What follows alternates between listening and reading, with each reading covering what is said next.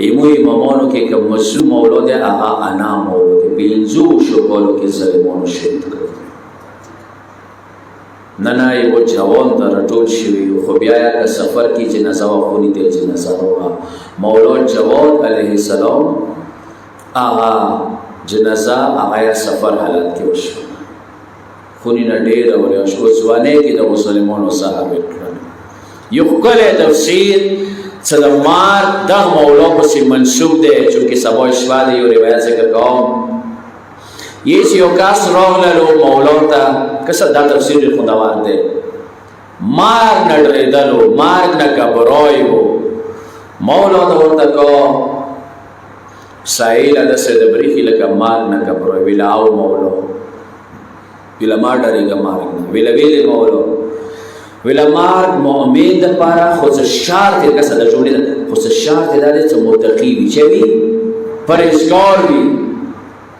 پردای بوجي په ځون نه خسته حرام سره نه وي ورچې بوتي په زیره وي د سړي د پاره مان څنګه دي د سي تفسیر لور شي کتابونه ولټاوي د فلسفانو ولا د متکلمینو ولا د سي تفسیر په معنا نه دی چې کوم مولا کړی دی وته دغه څویا د سیوا باندې راغلی دی چې جامې د خیره نیوي خویلې نه وشي کګړې شي بدن یې خیره راغلی وي هغه خیره بدن یې وشي شي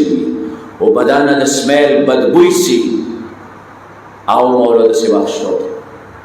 که څه تاسو خپل پاده د انسان کله خیره وشي او خیره څه وشي شي انسان ډیر سخت انګ خپل بدن تنګور محسوسي بیا څه جامې خیره نیوي هغه خیری والی وي هغه خیر مولینا خاخی شوی بدن پسې بدن خوشحال وي بدن ډیر تانګ وي سوچوي مچولې ته تاسو مولا د ورته کو څه سوچ کاوه کدا سړی حمام ته نوز سپو بو سره ګارمو بو سره نن سبا شیپو دا ورته خزول سي خوري وکړه سپو ستراش ولو آته خوشبوئی ولګول مخ کې حالات د ورسته حالات کې فرق راو کنه راوړل اسموس مکه پات دي مخ کې تنګوري محسوس اولو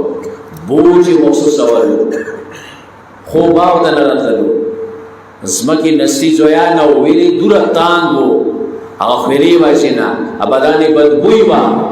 وسکله ولم بدلو فرش ولو پرسکون شولو بدن کې شی محسوس کوي سپکواله محسوس کوي سوچ کوا مولا د ورته کو مومن ته مارګنتا شته یعنی څه مطلب زندګۍ نه مار کی ترجیح ده مار کی دکھ ده کرب ده تکلیفونه دي زحمت ده یو بزلاند الفاظ کې هم زندګۍ کې بدبوئی ده انسان دغه زندګۍ کې تنګور محسوس وي خو څه کله مار ته ویګویر کړل پر سکون شو آرام متمل شو ځکه روایتو کې شته چې مؤمن کله مرشي خو څه متقی وي شاهدات دو ټوي کوي زود مخول خلی موزر خپل آغوش ته ورسو چلته مدام او شکابت اشاره ده او بیا د سي دامه یو کیږي صدا تعبیر مخبل ده لکه دوه کولو بچی کی مور ویږي کی کومه دامه کیږي د مؤمن متقی انسان کا به کې مخاطب